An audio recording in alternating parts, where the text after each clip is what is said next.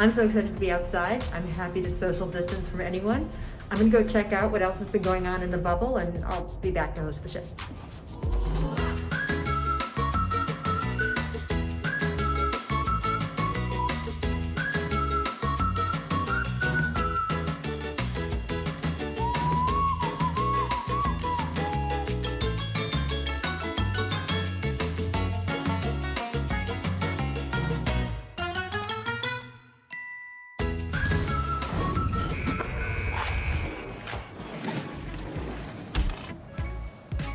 Welcome to The Jump. I'm Rachel Nichols. Yes, fresh out of quarantine here on the NBA campus at Walt Disney World. Woo!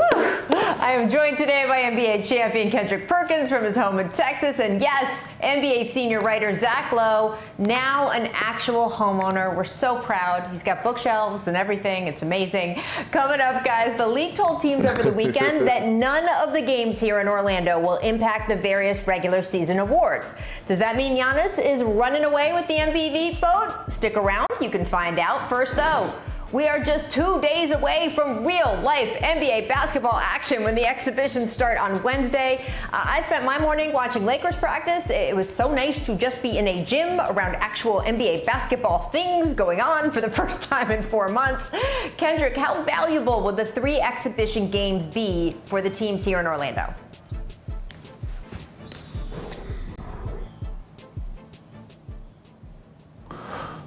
Well, Kendrick. Rachel, listen. First of all, I didn't even want to comment because you and I are not cool right now. I'm a little jealous.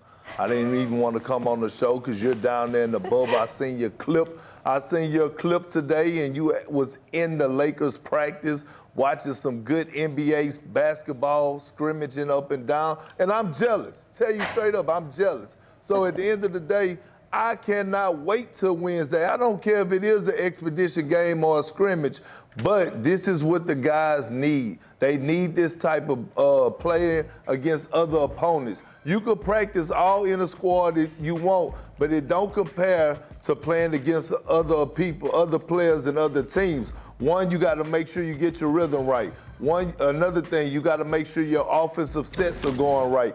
The last thing, your defensive rotations got to be on point. But the coaches got to make sure that they do a great job of also playing their guys to get them in shape and in rhythm, but also managing their minutes to make sure that they don't have any injuries or trying to, force too much on them at one time. Look, I'm on the verge of driving around my neighborhood just looking for pickup games to spy on and watch, like maybe safe socially.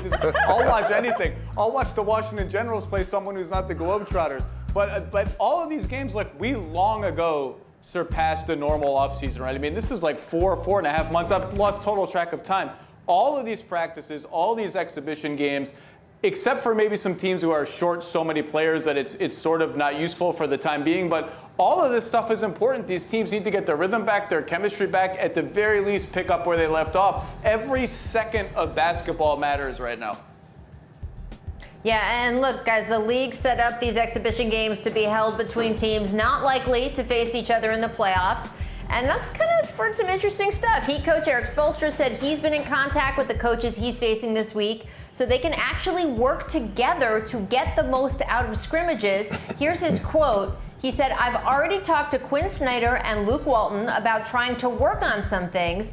Again, because you have to fast track so much before you get to that 8-game regular season. So we'll approach it that way. We'll probably play everyone available. We'll definitely work on some things and do a little bit of evaluating as well." So that is something we do not see normally during the preseason, is coaches actually planning running sets for each other. Zach, these are largely teams that won't meet down in Orlando unless both teams get to the NBA Finals. Still, are you surprised to hear that coaches are working together like this? No, I think it's cool. I mean, look, we keep hearing over and over again accurately that this is an unprecedented situation, and this is a situation where everyone is going to have to lift each other up, even competitors, even people who are trying to beat each other, normally bloodthirsty rivals. Whatever anyone can do to make these games useful so that by the time the real games start, we're as close to normal as possible, I think it's great. And Zach, listen, I think you're 100% right. But look, Rachel, one thing about Coach Spoelstra, he's smart.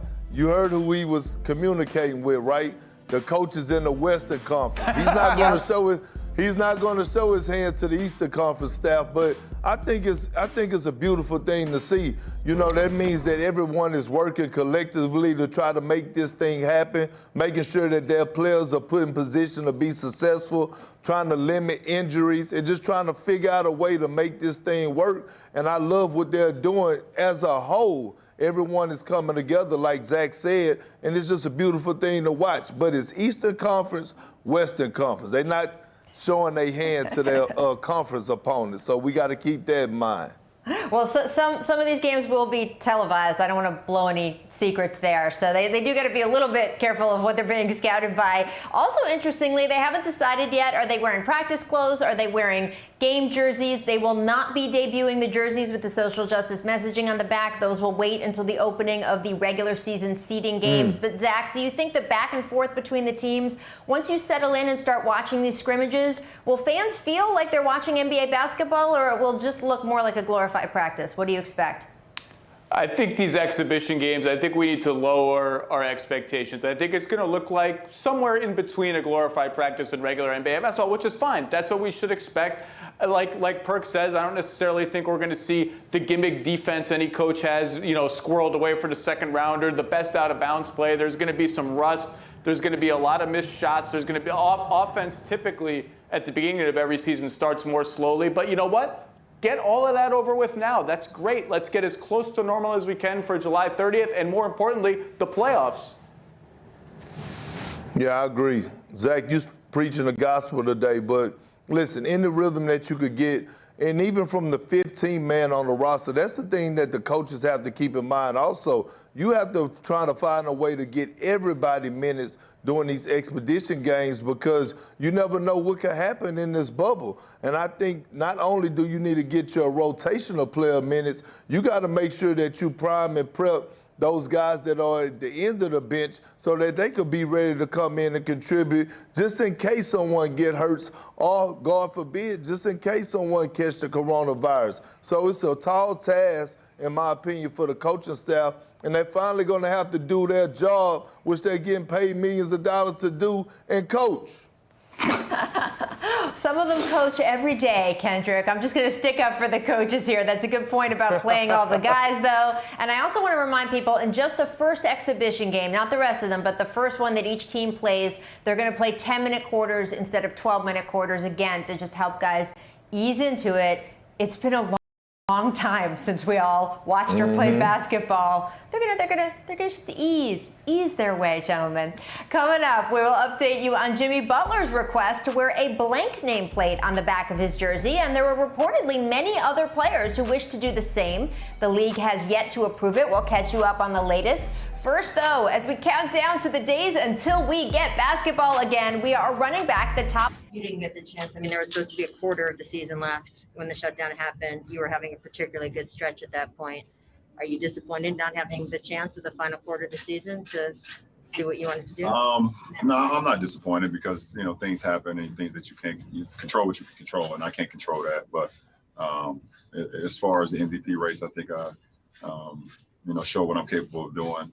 Not only individually, but from a team's perspective, us being number one in the West. There was a lot of conversation about, LeBron can do those things in the East, but if he ever came to the West, what can he do? So, I heard all of that, and to be able to have our team at the top of the Western Conference and playing the way that we were playing at that time and the way I was playing, that's definitely a good feeling. That was the conversation LeBron and I had this morning over the NBA's decision that games played here in Orlando will not be included in consideration for the end-of-season awards like MVP, Rookie of the Year.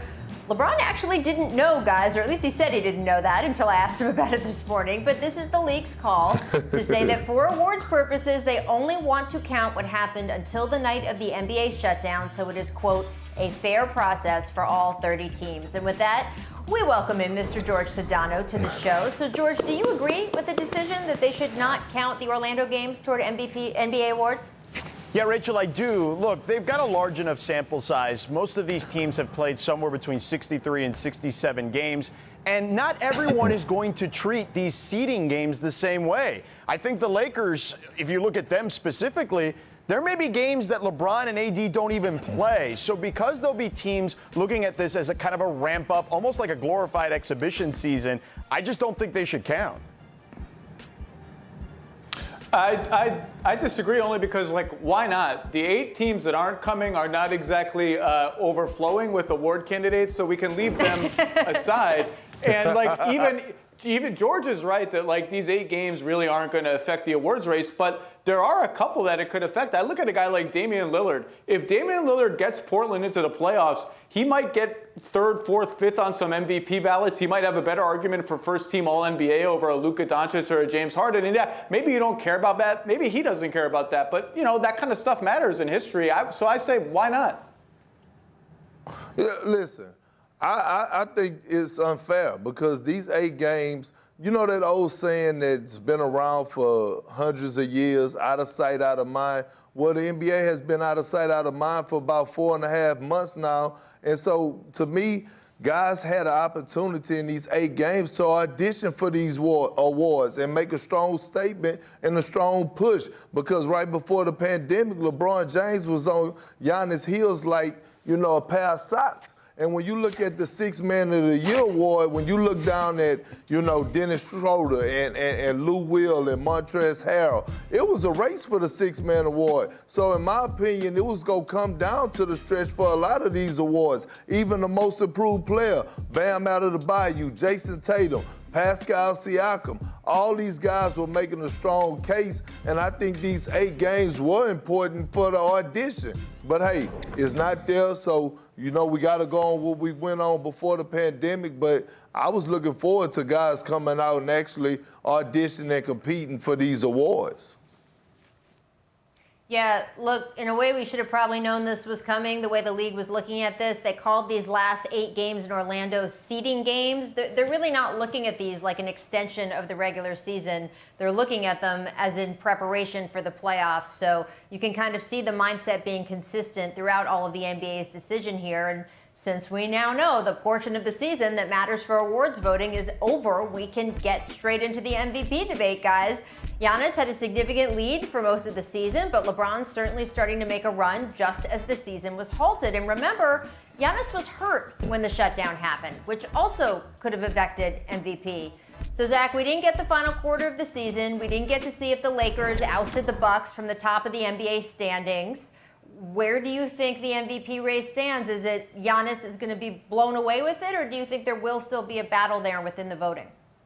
Let me just clarify for Rockets fans. James Harden is first-team All-NBA. I misspoke before. Second of all, coulda, woulda, shoulda. Yes, Giannis was injured. It might have become a race. None of that stuff happened. Instead, a whole lot of other horrible stuff happened, and here we are, and the season stopped. And the season stopped. Giannis is the MVP to me. It's almost impossible to make any kind of statistical case for LeBron, as great as he is. In most other seasons, LeBron wins MVP. In this season, Giannis is averaging 30 points and 14 rebounds a game and might win Defensive Player of the Year. That's very, very hard to compete against, and the Bucks have the best record in the NBA. While I think that Giannis will win the MVP, if I were voting, I would vote for LeBron. And here's my case, Zach.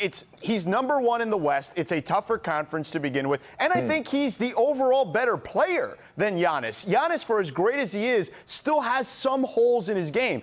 LeBron is the most impactful player on the floor in ways that Giannis can't be. He's a better passer than him, and I think that part of it, he makes guys around him better, and we've seen him elevate guys, and I know that that's a case over years, but even in this particular season, again, this was not a Lakers team that everyone thought was definitely going to be the number 1 seed, so I would vote for LeBron in this particular case.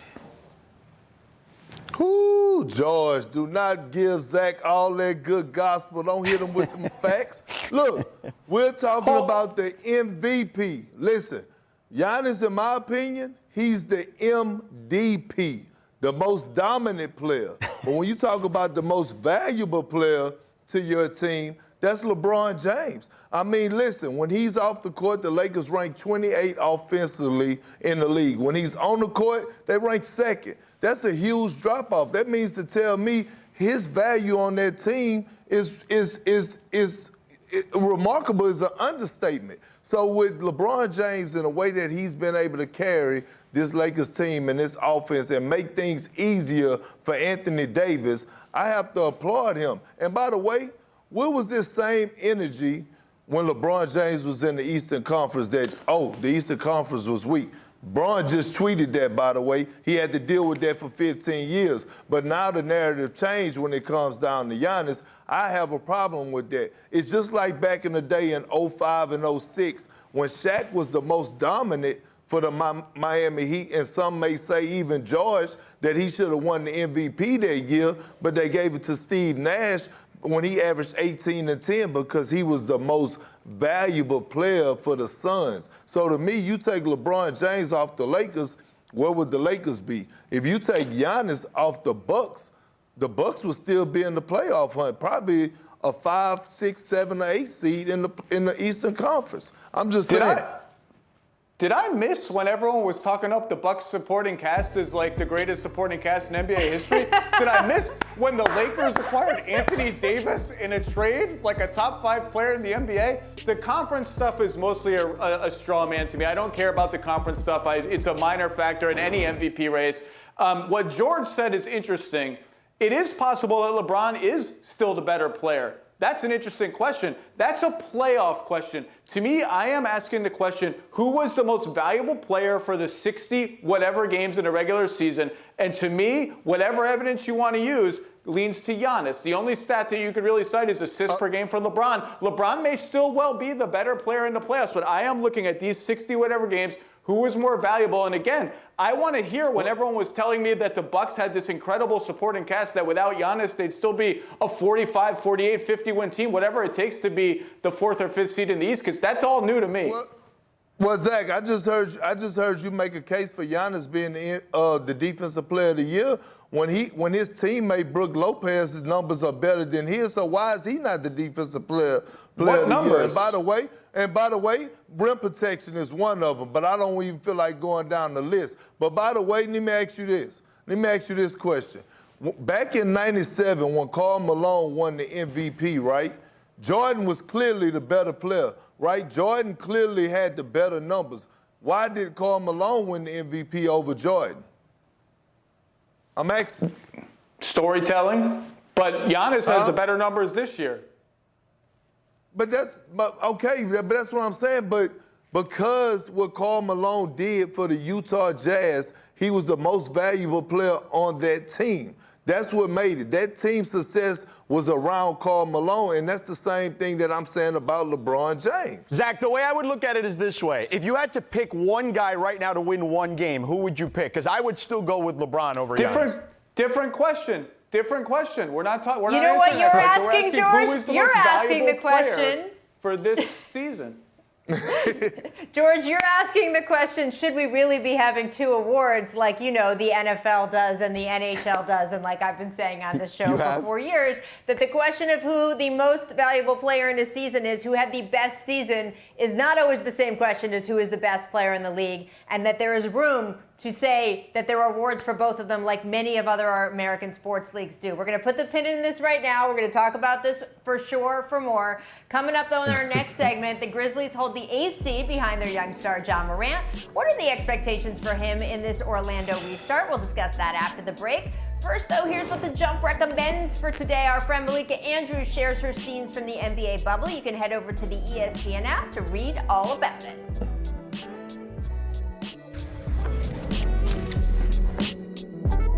John Lewis was fighting for, we're still fighting for. Voter suppression right now is at an all-time high. It's amazing how hard we have a group of people who are trying to get people not to vote. Latinos, blacks, and young people are the targets. That's who they're trying to get not to vote. And it's amazing when you think about how long ago that was, and yet we're still fighting that fight. That was Clippers coach Doc Rivers reflecting on civil rights icon, longtime U.S. Congressman, the great John Lewis, who of course died Friday. And Lewis, his impact, particularly on voting rights, guys, This was on the minds of all players and coaches when we talked to them this weekend. Nuggets coach Mike Malone revealed the team is going to be filming PSAs to promote voting participation. You saw in one of our clips earlier in the show, Greg Popovich wearing a T-shirt that said, "Vote as if your life depended on it," because of course it does for many people. And we continue to see leaders in the NBA speak out and encourage speaking out about racial and social injustice. Yesterday, Mavs owner Mark Cuban reiterated his support for any demonstration that his players might want to make during the national anthem. This was, sort of something he's been talking about for a couple weeks, but today a talk show host tweeted he would no longer be a Mavs fan if a player knelt during the anthem. Cuban responded first with a tweet saying, "Bye," and then he said, "The national anthem police in this country are out of control." Kendrick, do you expect to see players taking a knee if there are anthems played before games? They've said that they do intend to play them in the arenas, and what do you think of sort of this conversation about it? Well, I do, Rachel. I mean, listen, I expect people to take a knee. Some people may sit down, but at the end of the day, it's what they believe in. And I applaud Mark Cuban for standing behind his players. This is what the players are asking for their ownership to support them however they want to go about it for us bringing awareness to what's going on in the country. And by the way, Ted Cruz, you're wrong. By the way, I'm team Mark Cuban. He's always been on the front line of standing behind players as far as with the ownership.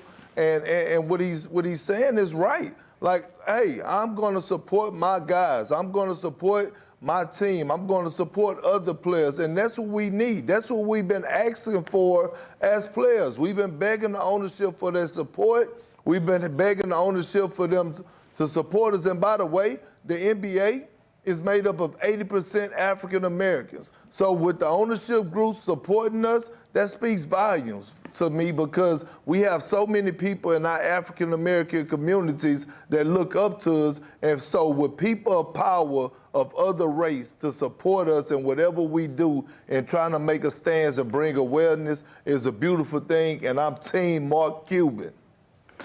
First of all, really? One or two people kneel during the national anthem when the lights are dark anyway and you're looking at the flag and it ruins your whole sports fandom experience? You can't just get by that even if you disagree with it somehow and watch a basketball game and enjoy it? Like, really? Number two, whether players kneel or not is interesting. What's sort of left me with a bad taste in my mouth is the NBA continues to cop out on this. Every time they address it publicly, they say, well, we'll deal with that when it comes. And it seems like they just hope it doesn't come. They don't want to erase the rule that's on the rule books, but they don't want to say that. So, like, either you enforce the rule or you don't enforce the rule. Say what the actual stance is. And to me, like, if you want to embrace this moment like you say you are, let the players kneel. Don't enforce the rule or either collectively bargain to wipe it away. Yeah, I mean, there are rules on the books that they have already ignored in the cause of letting players express themselves, uniform rules before games, shoe rules, things like that. But absolutely, them deciding to keep this rule on the books has been interesting to me as well. And Zach, you and I were on this show a few weeks ago discussing this with Richard Jefferson, and his big concern was don't let the national anthem become a red herring. Obviously, what we need to be talking about is not the national anthem. It is about the major, major issues, the things we have to fix in this country. I really respect that idea as well. I will say, though, what I keep saying about the names on the jerseys or Mark Cuban coming out and saying something like this, giving NBA players the space, the room to have these kinds of expressions, to make these kinds of statements if they want to, that's what's important to me. It's not whether they do it or not. That is their personal choice. It's that the NBA is standing up, that owners like Mark Cuban are standing up and say, you have the room to speak your truth and we will support you. That's the decision that's important to me, and him reiterating that today, I thought was really, really powerful. I want to get to the jersey thing also, though, guys, because last week we told you Jimmy Butler wanted to go with a blank nameplate on the back of his jersey during the first few games of this restart. The idea being that, yeah, he's an NBA player, but when he walks out his front door, he could be any black man fighting all of the battles that black Americans face against systemic racism.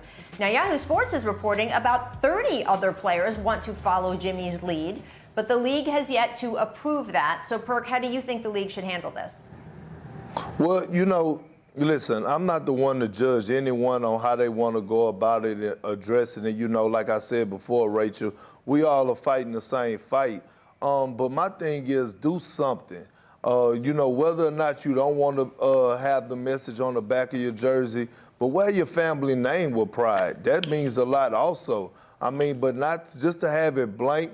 I say nah, because you know how hard it was for guys before us, the older generation, to fight for us as African-American players to be able to play in the NBA. That's a privilege in itself. So you should wear your name on the back of your jersey with pride if you choose not to, put a saying or a slogan or whatever the case may be on the back of it. So I'm not judging, but I'm kind of against it. I'm just like, do something, wear something, whether it's your name, slogan, or whatever.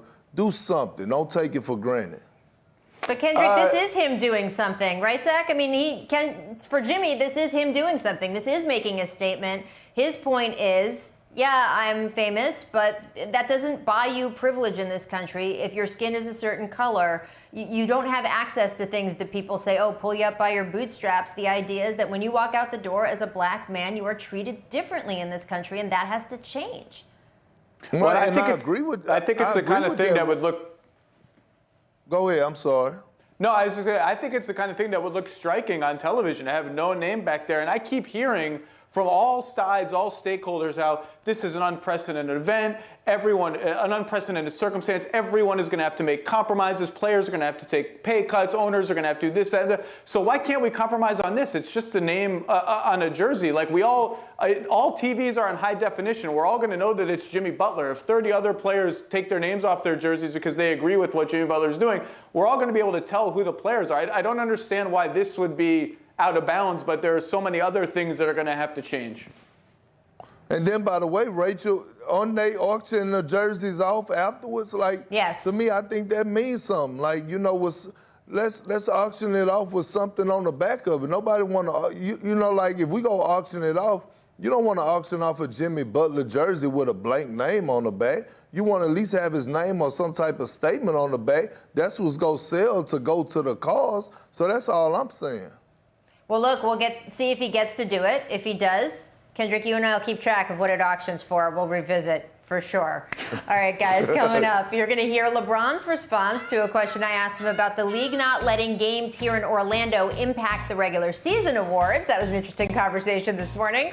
First, though, it's time for our first distant replay from this Summer League. Let's see, Summer League 2. Back to the jump. We're taking a look at a bunch of the teams down here in the Orlando bubble, and because it's been so very long since we saw them actually play basketball, we're catching you up on where they left off before the shutdown. Oh yes, it's time for Previously on the Memphis Grizzlies.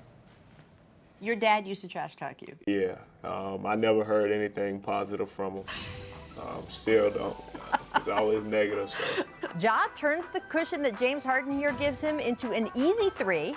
He clearly says, "Tell that mother bleeper about me." After the game, he signed his jersey and sent it over to the Lakers locker room for LeBron, unsolicited. Yep, LeBron said he didn't even ask for it. Morant just assumed that he would want it. I love this kid. Look at this guy. He's my favorite player right now. Really? I love Jaren Jackson Jr. I can't get enough of the dude. Love him. These guys are competitive. They have that killer mentality. I think I would actually call this trolling instead of a tribute. Benches research other benches. Not just the scouting reports, but the celebration. That's next level. I came in this league to try to prove that I can compete with the best, and that's just my mentality. They were supposed to win 28 games. They are over 500. I'm flabbergasted that Memphis is this good. The best second in basketball right now is the moment that Ja Morant elevates for what might be a shot, might be a pass. Who knows what's going to happen? Why are Ja's misses more impressive than most players' makes? Because he tries anything. One thing for sure, he's an entertainer. He's out there playing playground-style basketball in NBA sets. Right? Ja Morant, I'm saying this right now, he's going to be an MVP in this league. Whoa. No, he's going to be an MVP in this league, and he's going to be arguably the best player in the game. High praise. Take a look where Ja ranks among the other rookies this season. First in points, first in assists, first in usage, and third in PER. He has, of course, led the Grizzlies to currently holding the 8th seed. So, Kendrick, what are your expectations for Ja Morant in Orlando here? My expectations are the same. Listen, Ja Morant has not let me down since he been in college. And Rachel, you remember on draft night? Yep. When we were up there in New York, and I told you, I said, listen, I would not be mad if the New Orleans Pelicans draft Ja Morant #1. People was looking at me crazy. At the end of the day, listen, this kid is a generational talent. We know this, but he's relentless. He don't care. He got it out the mud, and he's a hell of a leader. And you know what? During this pandemic, he put on 12 pounds of muscle, and he looks phenomenal. And I've been seeing clips of Memphis and how they've been practicing and, how they've been, going about things. He's very mature, and this kid is on a mission, and he's not going to let his foot off the gas no time soon. This dude is one of the most electrifying players in the NBA already. Listen, in his second or third game or something, he blocked Kyrie Irving at the buzzer of regulation, flexed all over him, trash talked everybody in sight. He announced himself right away. But what's most impressive about him is not even that. It's that most rookie point guards on rebuilding teams are not good. They don't help their teams win. The league just overwhelms them. This dude is good already. He's legitimately good. He's crafty. He thinks the game a half step ahead of everybody else on the floor. He's a good cutter off the ball. He's a decent shooter. He's just flat out really, really good and so far ahead of the curve for rookie point guards. It's incredible. Rachel, just to piggyback off the guys, both made great points, but what I want to see is what Perk alluded to, is the 12 pounds. He's already one of the most athletic guys that we have on the floor to begin with. Now he's going to be able to kind of take that bump as he goes to the rim. How much more impactful can he be with that added weight, because he's going to be stronger and have that ability to take the contact as he goes to the rim? The sky is absolutely the limit for this kid, and my expectation is he's not going to bow out of the 8th seed that quickly. That's for sure.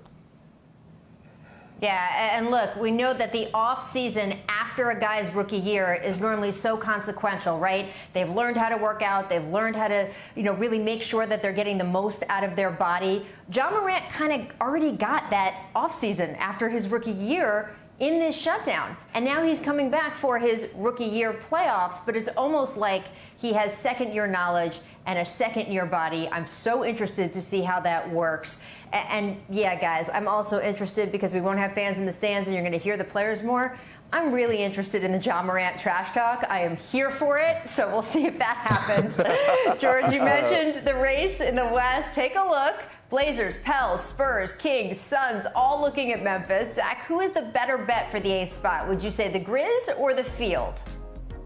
You still got to go the Grizz. They're 3.5 up. The Kings roster is a mash unit right now, although they have a pretty easy schedule. There's a little uncertainty about Zion, so I'm going to give it to the Grizzlies. I actually have faith in this team. Jaren Jackson's healthy, Brandon Clark's healthy. They get to integrate Justice Winslow. All they really have to do is go 3-5 and maybe just 2-6 to get into the play-in and maybe even hold the 8th seed. So I think I'm going Grizz over the Field. Rachel, I don't know if I'm there with Zach just yet. As much as I said they wouldn't relinquish that easily, I still think that they're going to get in that play-in situation, and most likely it's going to be against a team like Portland, who's at full strength now all of a sudden. You got Zach Collins back. You got Yusuf Nurkic back. You still have Hassan Whiteside. Dame and CJ are healthy. That, to me, is the one team that I could see that at full strength will be able to take that and grab that 8th seed away from Memphis. Well, listen, if I'm Memphis, I'm taking these 8 regular season games very seriously because I'm going to approach each one of them like they're a playoff game so I could get separation. But when I'm looking at the teams down the line, yes, it's hard to count out Dame Dollar and C.J. McCollum, one of the best backcourts in the league, but they are missing Trevor Ariza. But a team to keep a close eye on is the San Antonio Spurs. And here's why. I was looking at their roster last night, and without LaMarcus Aldridge, you could never underestimate the great Greg Popovich. They had the makeup of going small. And we all know down there in that bubble, it's going to be an AAU-type setting, and it's going to be like pickup. And they're going to move Rudy Gay to the 5 with Dejounte Murray and DeMar DeRozan. That means they're going to be getting up and down. And we all know that Patty Mills is capable of going for 40 points. We've seen that on plenty of occasions. But I will say, Memphis is not going anywhere no time soon. I had the Pelicans, but the uncertainty of Zion and when he's going to come back and if he's going to be in game rhythm raise a concern for me. So I think that the Memphis Grizzlies are going to hold that 8 seed down. And remember, guys, they're 3.5 games ahead of their closest rivals. They've got to escape terminal velocity and get more than 4 games ahead to avoid a play-in game. If we do have a play-in situation, the higher seed only has to win once. The lower seed would have to win twice to be the one to kick them out of the playoffs. We'll have to see if that develops. George Sedano, thank you so much for joining us today. All the rest of you stick around, because up next, we're talking a little Steven Adams.